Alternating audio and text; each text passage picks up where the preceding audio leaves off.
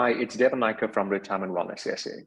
Now, if you are a government employee who's on the verge of thinking of leaving, perhaps you're considering whether you should retire, and maybe you like the idea that retirement appears to be more safer, in the sense that you're able to earn an income for as long as you live, but perhaps there's a part of you that's feeling frustrated. Frustrated about the fact that at some point that you're not around, your spouse would receive a reduced income, perhaps half.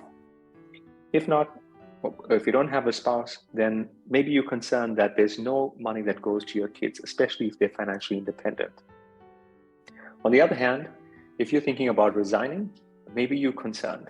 You could be concerned about investing, you could be concerned about the amount of tax that you're going to pay, or perhaps you're just concerned that you're going to run out of money. Now, I often have government employees sharing with me this concern about tax when it comes to resignation. And in this video, the focus is not to give you direction on which route is better. I teach that inside of the masterclass. But what I want to show you is how to save on tax if you are resigning. More specifically, how do we get the tax to be zero if you are aiming at resigning? And I'm doing this because I want you to see there are multiple elements that you must look at when making that decision to retire or resign. But I also want to do this to empower you, because I see a lot of GEPF members who still end up paying unnecessary amounts in tax. And by using this video, you're going to make sure that that doesn't happen to you, and perhaps pass this message along to your friends and family who are also GEPF members and work colleagues. Now, let's take a look at the kind of percentages in terms of tax that government employees might pay. What sort of percentage comes to mind if you had to think about it?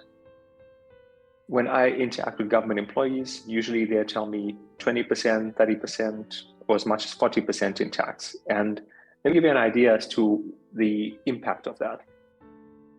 Let's assume that this is your retirement capital, and sitting inside GEPF, in my example, I'll use 5 million. So you have 5 million. If tax is at 20%, that is R1 million.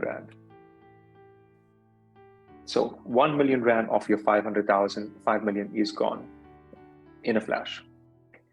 If tax is at 30%, that means 1.5 million is gone. And if tax is at 40%, it means 2 million rand is gone. Now, I want you to think about the effect of this. If that had to happen to you, so if this was your capital and you lost 2 million rand, how would you survive? How would you manage with the difference? Because now you just have 3 million rand left after having worked for so many years. But what if there was a way in which you could avoid it? Now, we need to be very mindful when we're dealing with the Tax Act, because there's two aspects to focus on. The first one, which we will concentrate a lot on today, is what we call tax avoidance. And tax avoidance is simply adjusting or using your finances, basically financial planning, but it's done in a way in which you can use the tax guide to your benefit and not pay tax. Now, this is legal to do. See, that's legal. What we don't want to do is tax avoidance, or tax evasion. And tax evasion is the illegal thing. So let's just assume that you have an individual who's collecting a rental income. By not declaring the rental income, that's what we call tax evasion, and that's what we don't want to do. So I want to show you how I came about getting this information. We're going to start having a look at the tax guide.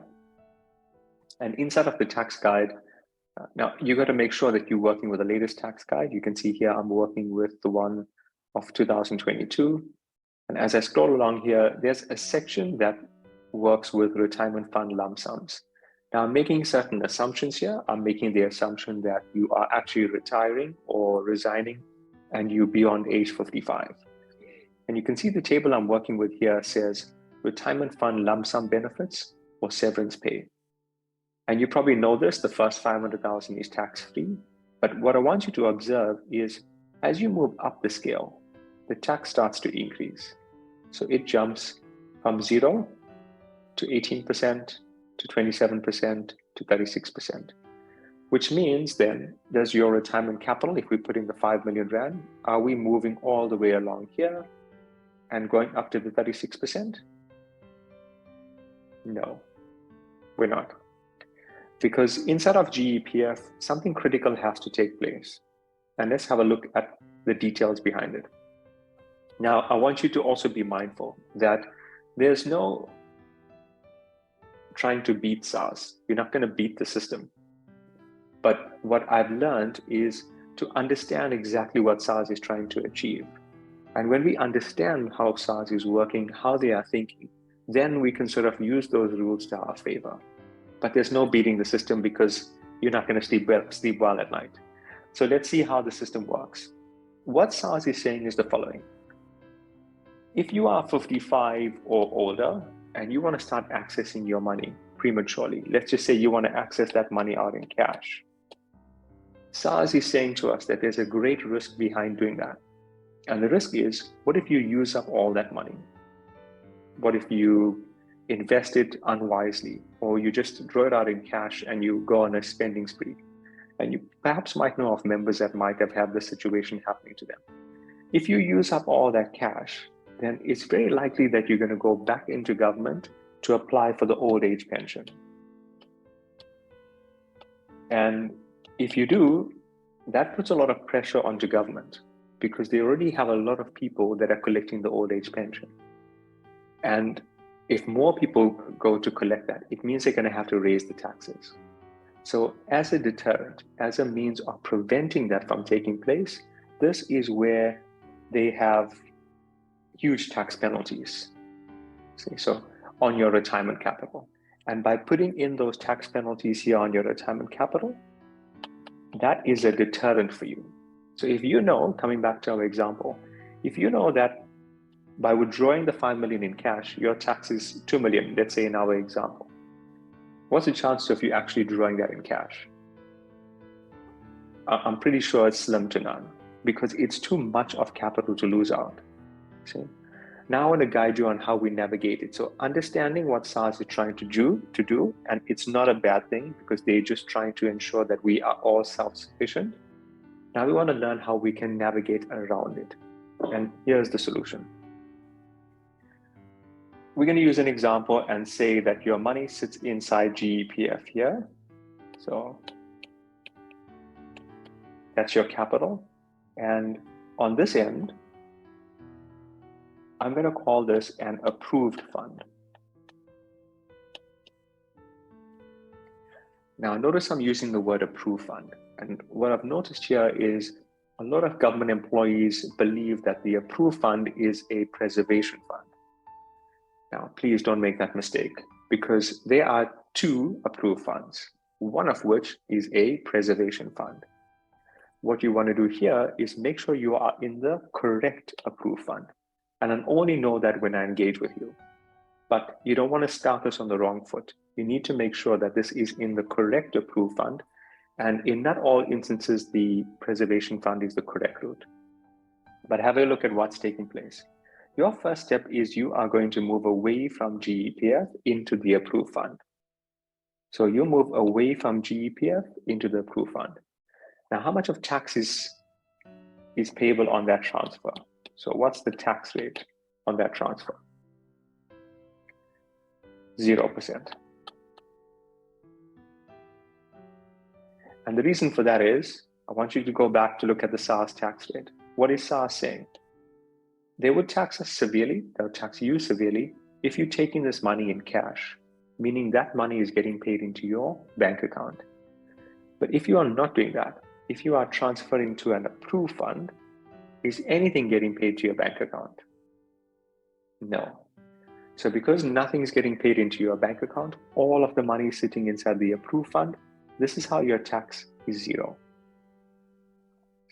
So this is your way to navigate it around resignation, but there is a step beyond this because you can't keep the funds inside of the preservation fund.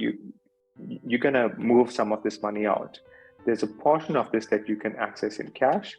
It could be up to 1/3. That's in cash. And then the balance you are going to invest here. And I speak about 5 different ways of earning an income. But for now, the critical thing that I want you to get from this video is the tax can be zero on resignation, see, because you're not having this amount paid out in cash. Unless you decide to have the entire benefit paid in cash, that's where we'd have to be mindful of the severe tax penalties. If not, making the move from GEPF to the approved fund would immediately ensure that you're not paying any tax. We only pay tax on this end when we are receiving the cash lump sum, and here, when we invest, we're receiving a monthly income. But if you analyze this carefully, when you retire, your gratuity is also subject to tax, and when you retire, the monthly income that you're receiving is also subject to tax. Now, I hope you found this video helpful. If you have, please put your comments below and also give me a thumbs up.